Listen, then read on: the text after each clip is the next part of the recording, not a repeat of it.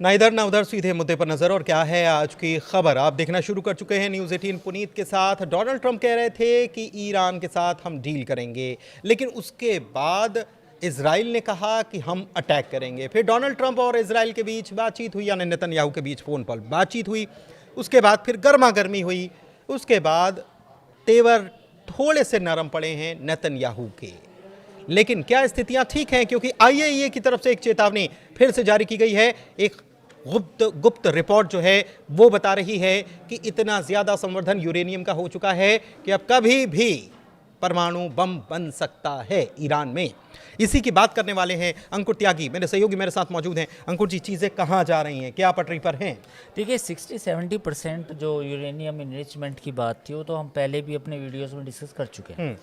Uranium enrichment 60% बनाता है Iran, no doubt, इसमें किसी को डाउट होना भी नहीं चाहिए। सवाल ये है कि 90% जिस दिन बना लेगा उस दिन परमाणु बम हो जाए, बन लेकिन वो तो 408 केजी उसके पास हो चुका है यूरेनियम। हाँ वो भी है। दूसरी बात यह है कि जिस दिन 90% हो जाएगा तो उस थ्रेशोल्ड तक पहुंच जाएगा।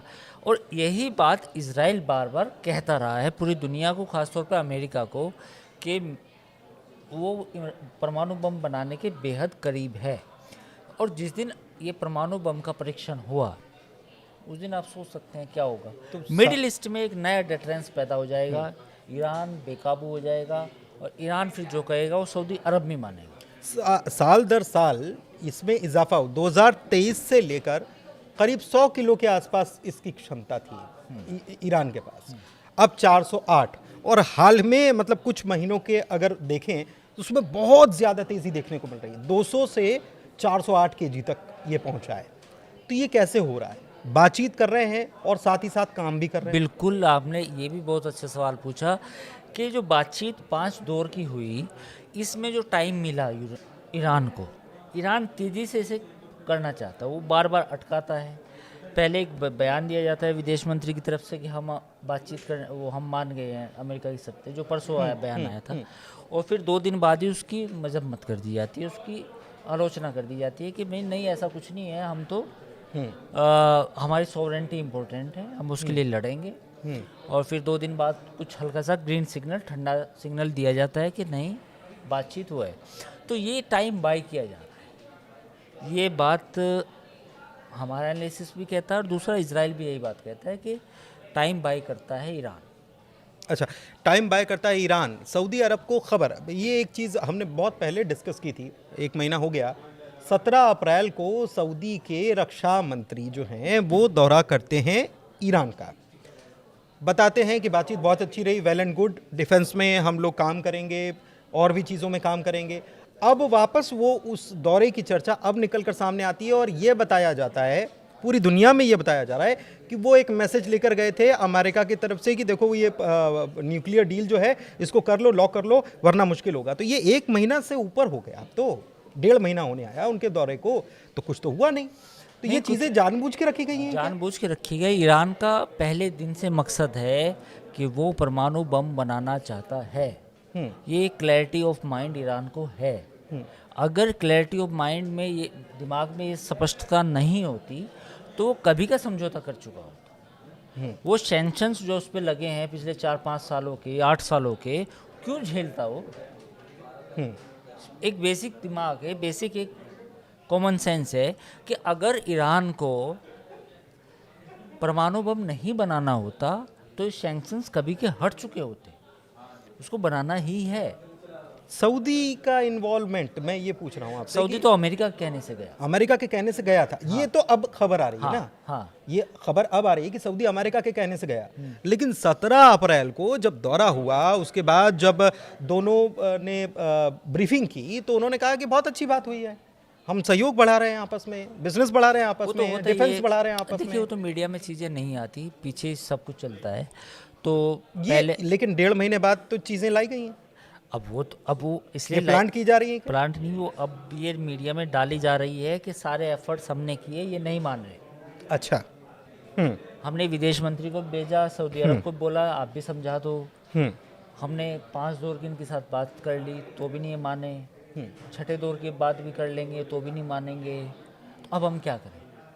अब अगर इजराइल ने अटैक कर दिया तो हमारी गलती नहीं है, हमारी गलती नहीं है, लेकिन इजराइल अटैक नहीं करने वाला, ऐसी खबरें हैं कि नेतन्याहू को बड़ी बहस हो गई दोनों नेताओं में, ट्रंप और नेतन्याहू में, और फिर बोला तो नेतन्याहू ने बोला कि नहीं फेक न्यूज़ है, हम ऐसा कुछ करने नहीं जा रहे हैं, हमारा कोई ऑपरेशन तेहरान नाम का कुछ चीज़ नहीं है। देखिए वो भी एक कुछ पहले कुछ चीज़ें पोस्टिंग की जाती है, कहा जाता है कि पहले अटैक करेंगे, फिर कहा जाता है नहीं करेंगे, लेकिन उस दिन भी हम अपने स्टैंड पे कायम है, जो हम दोनों ने वो एनालिसिस किया था, जो हमारी सोच भी कहती है कि अगर ये मामला नहीं सुलझा तो इजराइल को अटैक करना ही पड़ेगा और अमेरिका को पीछे आना ही पड़ेगा। अमेरिका को पीछे आना ही पड़ेगा, चाहे वो ना उतरे, लेकिन टेक्निकल लॉजिस्टिक सपोर्ट तो अमेरिका का ही होगा। अच्छा, एक चीज़ और है, उधर दूसरी तरफ जाएं, इजराइल एक चीज़ में और फंसा हुआ है, वो है गज़ा। और गज़ा की अगर बात करें तो वहाँ पर आज फिर से खबर आई कि वहाँ पर फिर राशन और ये सारी चीज़ें बट रही थी, तो वहाँ पर गोलीबारी हुई, 32 लोगों की मौत हो गई, कई सारे लोग ज़ख्मी हैं, अस्पतालों में जगह कम पड़ गई। तो ये चीज़ें भी वहाँ पर ठीक नहीं हो रही हैं, चाहे वो यूरोप की तरफ से कितना प्रेशर क्यों ना हो। हाँ, यूरोप की तरफ से कितना ही भी प्रेशर हो, फ्रांस की तरफ से हो, फ्रांस ने मजम्मत भी की, बयान भी दिया, लेकिन सवाल ये है कि आम लोगों के लिए जो राशन आ रहा है वो पर्याप्त नहीं है। एड जो आ रही है बाहर से, एड इज़ नॉट एनफ बाहर से, और उनके लिए एड काफ़ी ज़्यादा आनी चाहिए, लेकिन इजराइल ने वो रेस्ट्रिक्ट करके रखी है। इजराइल का कहना ये है कि अगर मैंने एड को आने दिया तो हमास जो है वो और फिर से रीऑर्गेनाइज हो जाएगा। तो मतलब इजराइल मानने के लिए तैयार नहीं है। इजराइल मानने के लिए तैयार नहीं, वो लिमिटेड कंट्रोल रखना चाहता है एड पर। उसने एक ऑर्गेनाइजेशन बनाया है इजराइल ने, जो एड का डिस्ट्रीब्यूशन करता है। तो वो टेक्टिकली देखते हैं कि कौन हमास है, कौन नॉन हमास है। तो नॉन हमास को एड मिलेगी और हमास के सिंपैथाइजर या जो भी उनके सपोर्टर्स होंगे उनको एड नहीं मिलेगी। मतलब दो तरीके से युद्ध लड़ा जा रहा है, एक तो सीधे तौर पर जो लड़ा जा रहा है, दूसरा और कि दूसरा वहीं ये पर है कि लोगों को कम राशन दो, हाँ। और फिर हमास को इसके लिए जिम्मेदार बताओ, और फिर आपस में वो लोग लड़ लें। वो भी लड़ ले और आपस में कॉन्फ्लिक्ट बढ़ेंगे। और दूसरा ये है कि हमास को वैसे भी कमज़ोर किया जाए। भाई आपने एक तरह से फंडिंग रोक दी, एड आप नहीं देंगे तो हमास के जो फाइटर्स हैं, जो सपोर्टर्स हैं, वो बाहर निकलेंगे, उनके डिफेंसेस आएंगे, वो फिर छोड़ देंगे हमास। तो मल्टीपल लेवल पे वो डीप इनसाइड जो उसकी फॉल्ट लाइंस हैं हमास की, इसराइल उनको एक्सपोज करना चाहता है। और ईरान क्या कर रहा है? ईरान की तरफ से कुछ एक्शन देखने को नहीं मिल रहा है इस देखिए, मामले में। ईरान का मसला हिजबुल्ला ख़त्म तो ईरान का वहाँ पे वो प्रॉक्सिमिटी ख़त्म। हुतीज़ का भी अभी 2-4 दिन पहले जो पिटाई हुई हुतीज़ की, वो मतलब उसके बाद हुतीज़ भी ठंडे पड़े। तो अब ईरान का तो जो प्रॉक्सीज थे, ईरान के जितने भी प्रॉक्सीज थे, हिजबुल्ला था, हुतीज़ थे, ये अब ठंडे हो चुके हैं। और हमास अभी हमास कुछ बचा है, कुछ पैचेस में है, क्योंकि 10 लोग उनके पास है ना, और डेंसली पॉपुलेटेड एरिया है। वो वर्ल्ड का, पूरी दुनिया का, अगर गज़ा की बात करें तो पूरी दुनिया का सबसे ज़्यादा डेंसली पॉपुलेटेड एरिया है।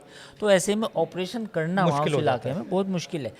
मतलब लोग ज़्यादा हैं, छोटी जगह है, तो वो 10 जो होस्टेज हैं थोड़ा थोड़ा न्यूट्रलाइज करके और वो आगे बढ़ते जा रहे हैं। बिल्कुल वो ऐसे ही आधा किया, आधा तो उन्होंने लगभग साफ ही कर दिया, तो आधा जो बचा है उसको न्यूट्रलाइज कर रहे हैं। आधा साफ करने में 1.5 साल लग गए, 2 साल लग गए।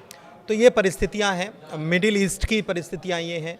और आईएईए की चेतावनी के बीच अमेरिका अभी भी उम्मीद कर रहा है कि 2 हफ्ते के अंदर कुछ अच्छी खबर निकलकर सामने आती है, लेकिन आ सकती है, वो ये कह रहा है अमेरिका। लेकिन फिर भी संवर्धन यूरेनियम का जिस तेज़ गति से ईरान बढ़ा रहा है, वो एक और चिंता का विषय है। और दूसरी तरफ रूस और यूक्रेन में जो कॉन्फ्लिक्ट बना हुआ है, उसमें क्या ईरान कूद पड़ेगा क्या?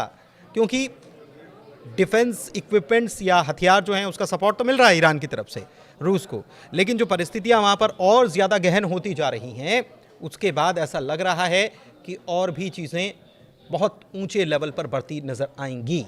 और इसमें हो सकता है कि कई सारे मुल्क इन्वॉल्व हो जाएं। अमेरिका क्या इसको रोक पाएगा? आपको लगता है क्या? चर्चा को यहीं करते हैं समाप्त। कमेंट करके ज़रूर बताइएगा। हमारे चैनल को लाइक कीजिए, सब्सक्राइब कीजिए। धन्यवाद।